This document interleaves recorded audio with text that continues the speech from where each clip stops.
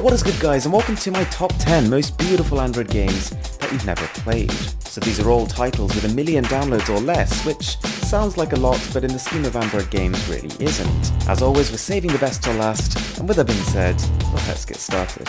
Game number 1 is called Lumino City, and this game will make you gawk at the attention to detail, gorgeous sound design, and the way they've imagined a 3D world with each individual object seemingly made out of paper. All with this insane depth of field effect. You climb upstairs, you hear the creaks, you jump on a rope, you can feel the tension. It feels like walking inside and living a storybook. A storybook with puzzles to solve, missions to undertake, and charming, if slightly forgettable characters. Alright, number 2 is a bit of a strange one. It's called Oddworld Stranger's Wrath, and was originally made for the Xbox in 2005, and it has since been remastered with super high resolution textures and shadows. With a good phone, cranking all the settings to maximum, you get very high resolution gameplay. It lacks some of the more recent breakthroughs in ambient lighting, so the game world looks a little bit flat, but don't underestimate the level of detail on offer here. Number 3 is Morphite, which has a very different visual direction to the other two games with simple shapes and soft pastel colours, but it juggles a number of elements like its slick animations, flat minimalism in a 3D world, great camera work, audio and even voice acting to make it a visually unique and memorable game. Now we've got a game you probably didn't expect to make a list, because of how much it does not take itself seriously. This is Lolcart, and with just over 1 million downloads, it feels like you're inside a high-res Simpsons episode.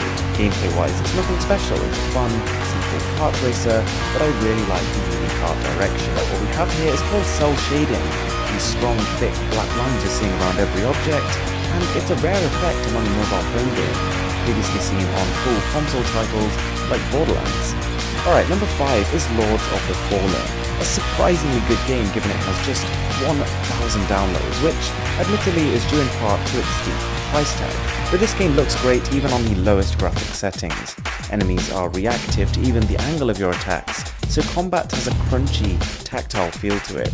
And parrying attacks never gets old, it's really satisfying. Strangely though, given I would say the main selling point of this game is the graphics, it doesn't support full resolution on 18:9 aspect ratio displays. It's also not particularly difficult and verges on repetitive, but does have a decent progression system to keep your interest. Then we've got Brightridge, and I'm going to say this is one to watch. In some ways it is so good that it's disappointing when it falls short in others. When at its best, it's got a beautiful soft colour palette, slick animations, and some pretty advanced lighting effects. Unfortunately, right now it's just not particularly playable. There's a lot of object pop-in, and you can sometimes become lost in foliage or stuck in the environment. The game doesn't hold you by the hand either, so you'll spend a fair bit of time wondering what it is you're actually meant to be doing.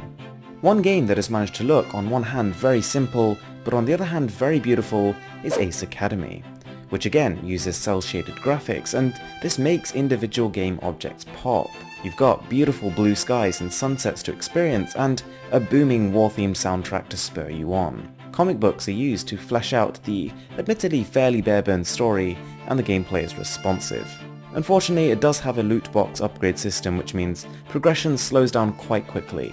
But if you are into flying games, there aren't a lot of great options on Android, and out of all the ones I've tried, this is by far the most pleasant journey.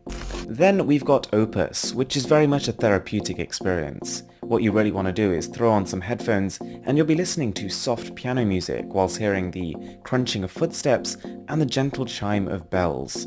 It does have a dark visual design, but with a lot of character, and it's a strongly story-driven game, with some light puzzle solving, to the point where there's even an option just to play the game to follow the story. It's charming, sometimes funny, and heartwarming kind of stuff.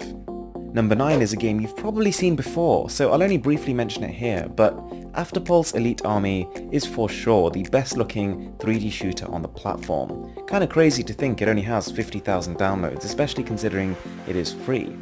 Alright, so my pick of the number 1 most beautiful game on Android right now that you probably haven't heard of is called Samorost 3. These are the most immensely detailed textures you have seen on a mobile game. It feels like exploring a living painting, complete with the soft sounds of birds flapping, crickets chirping, and trees rustling. And similar to Rayman, it uses multiple 2D layers to give a strong feeling of depth. The game does not hold your hand either, but given the 2D nature of the game, it's a little bit harder to get lost than with a 3D title, which makes it feel like a journey of discovery, and you really don't mind when it looks this good. Alright guys, I really hope you enjoyed the video, and if you did, I've got lots more like this. Android games, Android apps, Android customization, pretty much everything to do with Android. So check it out, I'll leave them as cards above. If you are new to the channel, if you could smash that subscribe button down below, that would really mean a lot to me. And with that being said, my name is Aaron, this is Mr. Who's the Boss, and I'm signing out.